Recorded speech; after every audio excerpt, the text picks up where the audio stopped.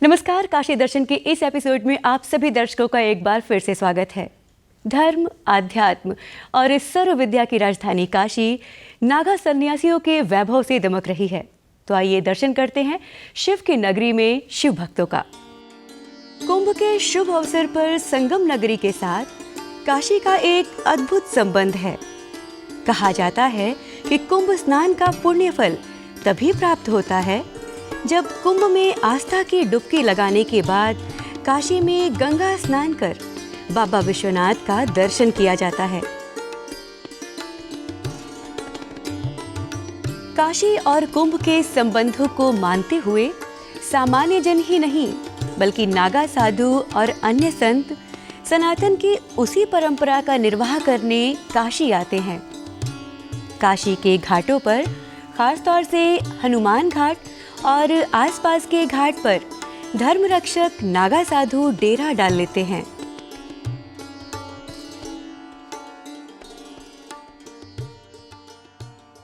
नागा जो बोले गए हैं, चूना अखाड़ा है, महानिर्वाणी अखाड़ा है, ये सब 12 साल बाद ही हमको देखने को मिलते हैं, क्योंकि सब अपने अपने गुफा में तपस्या करते हैं और आध्यात्मिक ऊर्जा प्राप्त करते हैं।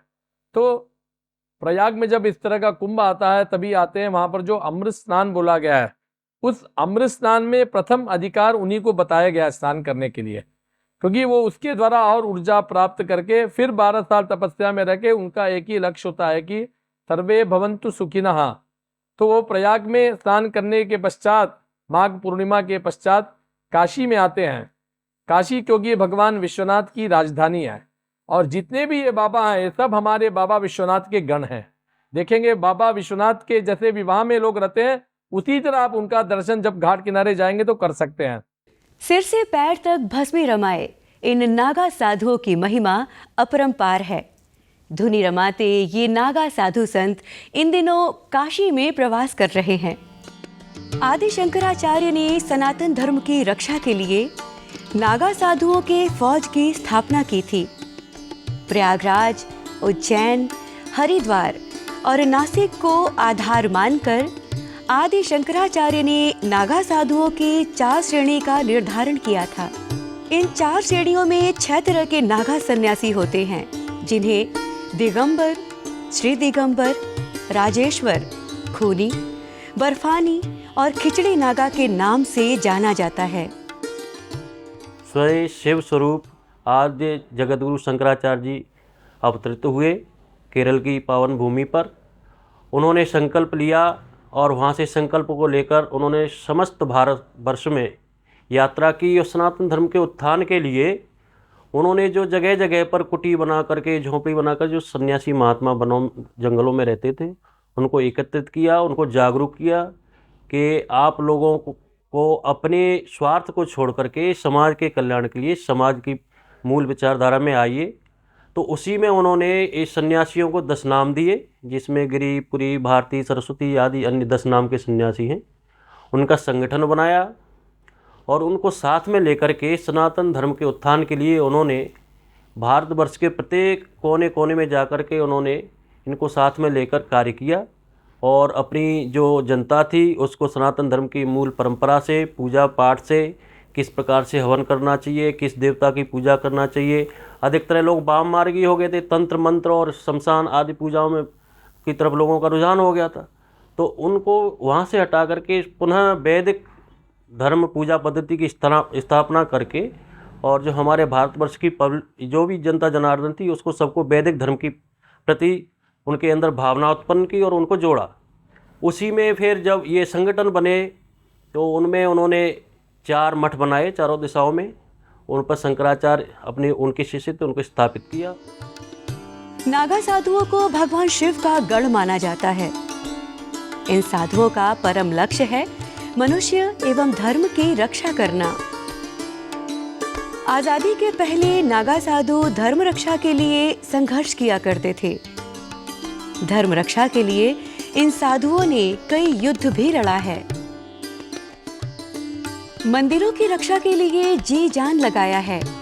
संघर्ष से विजय प्राप्त किया है। आजादी के बाद नागा साधु पूरी तरह से तप, साधना और आत्मज्ञान के प्रति समर्पित हो गए।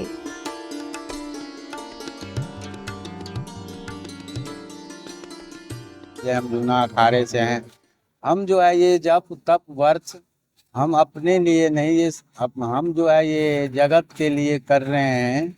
और जो है मैं 2010 से तपस्या कर रहा हूँ। ये जग कल्याण के लिए मैं पथन लिया हूँ कि जब तक मैं जीऊँगा ये जग कल्याण के लिए मैं अपना भजन कर रहा हूँ। और जो भी होगा हमसे हम आगे भी भजन करते रहेंगे।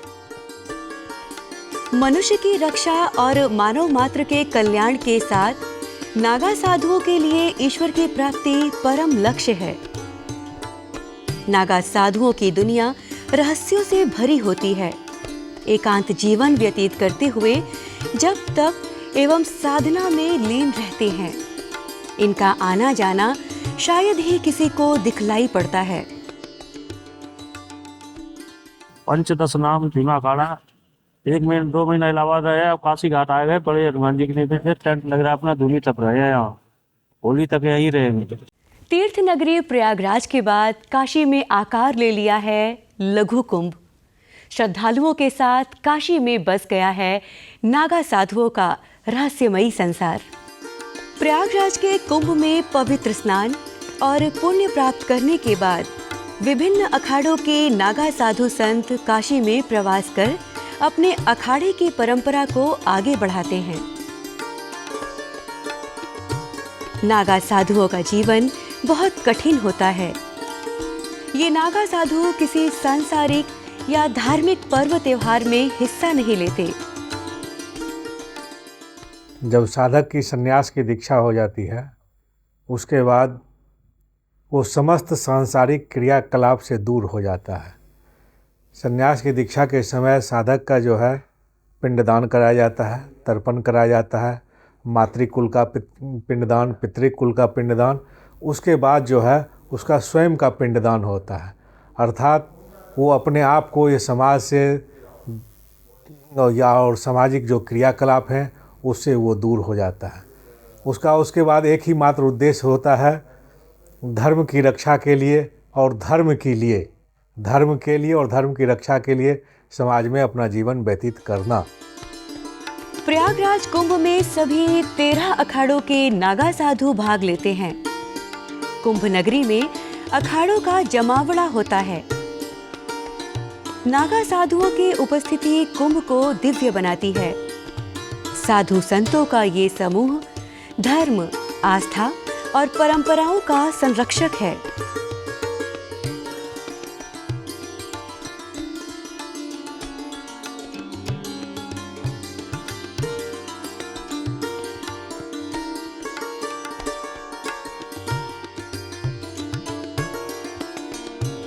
महाकुंभ का सबसे बड़ा आकर्षण शाही स्नान होता है। शाही स्नान के दौरान अखाड़ों के नागा साधु परंपरागत तरीके से सांसारिक मोह माया से दूर पवित्र संगम स्नान करते हैं। मुहूर्त समय काल में नागा जल में डुबकी लगाते हैं।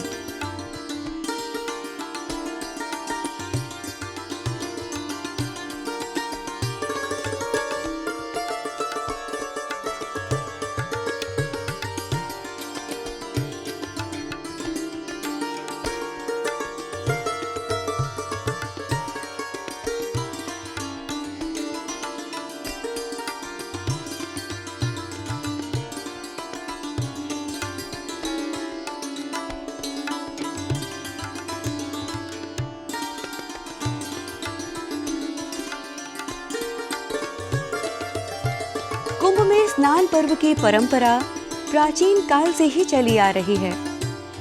धार्मिक परंपराओं के निर्वहन में ये साधु संत अपनी अग्रणी भूमिका निभा रहे हैं। धर्म के रक्षक कुंभ के दौरान पड़ने वाली विशेष तिथियों, पर्वों पर शाही स्नान करते हैं।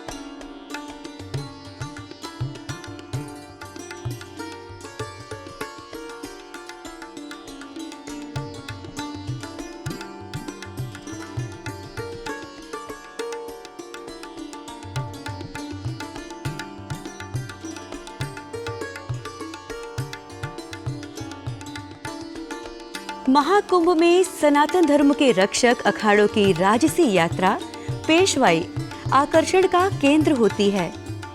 विभिन्न अखाड़ों के नागा साधु शाही स्नान के लिए पूरे लाव लश्कर के साथ निकलते हैं।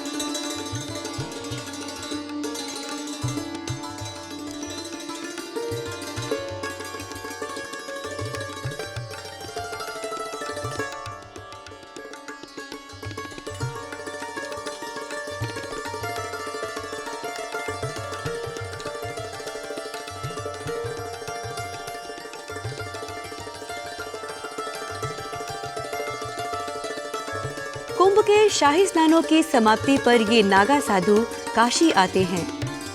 गंगा घाटों पर तंबू लगाकर बैठ जाते हैं और जप तप करते हैं।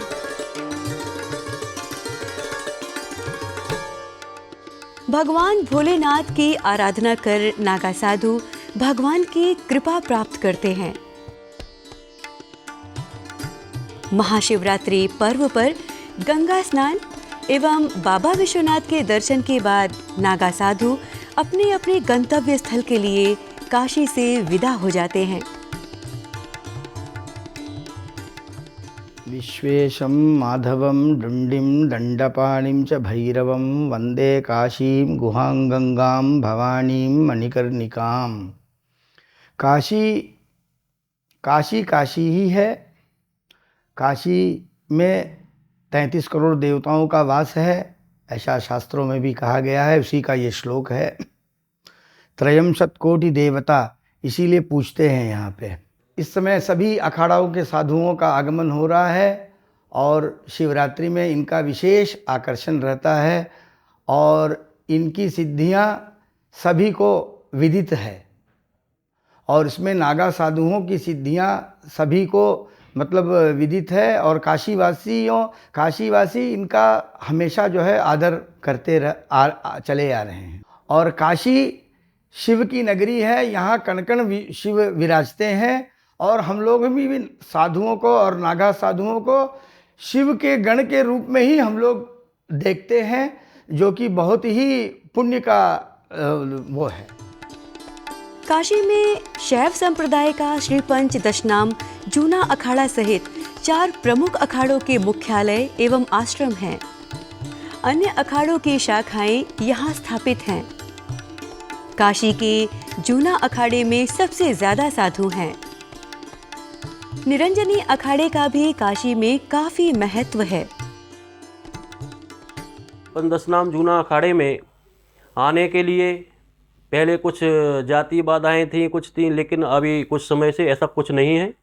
जो भी सनातन प्रेमी है, जो अध्यात्म से में रुचि रखता है, कोई भी आ सकता है। यहाँ पे सन्यासी की प्रक्रिया है। वहाँ पे क्या है, जैसे ही प्रथम आता है उसको पंचगुरु दीक्षा दी जाती है, उसको नाम दिया जाता है, भगवा वस्त्र है और रुद्राक्ष है, भभूति है और उसको लंगोटी है। इस प्रकार से 5 गुरु बनते हैं। जब वो यहाँ पर रहेगा अखाड़े या समाज में 3 साल 6 साल सेवा करता है, फिर आगे उसकी सन्यास की प्रक्रिया प्रारंभ होती है। उसमें जो सुबह उठना, अपनी नित्य क्रिया से निवृत्त होना, उसके बाद में अपने पूजा पद्धति है, पूजा करना, ध्यान करना, पाठ करना, स्तोत्र करना, उसके बाद में अपने शरीर पे ध्यान देना, शस्त्र अस्त्र हैं उनको चलाना सीखना, शरीर को मजबूत बनाना, उसके बाद में जो समाज में जागरूक लोग हैं उनको धर्म के प्रति जोड़ना और जो अपने पास है उनको देना और सनातन संस्कृति से जोड़ना। तो यही निरंतर रूप से चलता आ रहा है। और जब तक ये संन्यास परंपरा है, अपने सनातन धर्म के जितने अनुयायी हैं, तन मन धन और जो भी ऊर्जा है हमारी समाज के लिए है और समाज के लिए ही रहेगी। बाबा विश्वनाथ की नगरी काशी के घाटों पर नागा साधुओं के प्रवास के कारण लघु कुंभ का दृश्य बन जाता है। बड़ी संख्या में लोग उनसे आशीर्वाद प्राप्त करने यहाँ आते हैं। कुछ शोधार्थी घाटों पर बैठे नागा साधुओं की रहस्यमयी दुनिया को भी समझने की कोशिश करते हैं।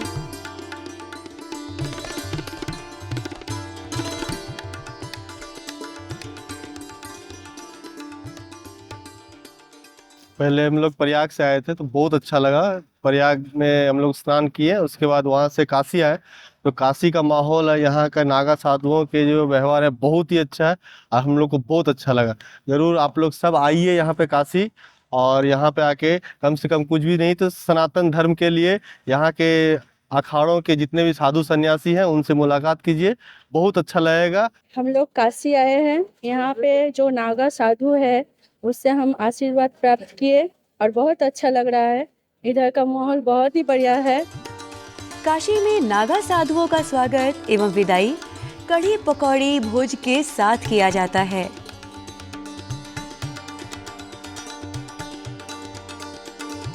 मठों एवं आश्रमों द्वारा संचालित भंडारे में आम जन भी प्रसाद ग्रहण करते हैं।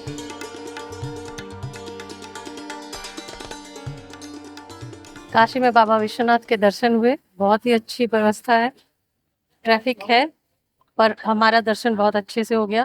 घाट पे भी साफ सफाई बहुत अच्छी है, नागा साधुओं के भी दर्शन हो गए। बहुत मुश्किल से इनके दर्शन होते हैं पर बहुत अच्छे से दर्शन हो गए।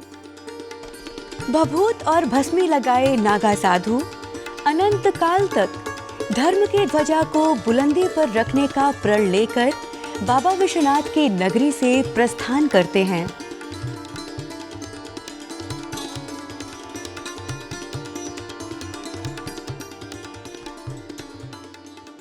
नागा सन्यासियों के दर्शन के पश्चात अब आज के इस एपिसोड से हम विदा लेते हैं।